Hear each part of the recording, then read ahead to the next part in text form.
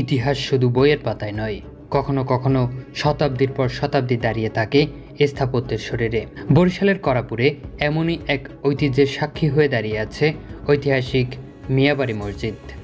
বরিশাল শহরের অদূরে অবস্থিত এই মসজিদ স্থানীয় মানুষের কাছে শুধু একটি উপাসনালয় নয়, বরং অতীতের গৌরবময় স্মৃতিচিহ্ন। ধারণা করা হয় 18 শতকের শেষ ভাগ বা 19 শতকের শুরুতে নির্মিত হয়েছিল এই স্থাপনাটি, যাতে মুঘল স্থাপত্যশৈলীর প্রভাব স্পষ্টভাবে ফুটে উঠেছে।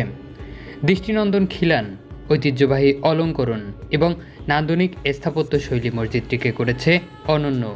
প্রতিটি ইট যেন বহন করে এক একটি দীর্ঘ ইতিহাসের গল্প।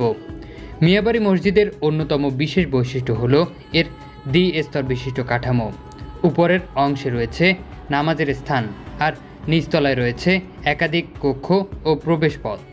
এই নির্মাণশৈলী সে সময়ের স্থাপত্য দক্ষতার একটি উল্লেখযোগ্য নিদর্শন। 3টি গম্বুজ নিয়ে দাঁড়িয়ে থাকা এই মসজিদ দীর্ঘদিন ধরে স্থানীয় মানুষের ধর্মীয় ও সামাজিক জীবনের গুরুত্বপূর্ণ অংশ। প্রজন্মের পর প্রজন্ম এখানে এসেছে, প্রার্থনা করেছে এবং নিজেদের ঐতিহ্যের সঙ্গে সংযুক্ত থেকেছে।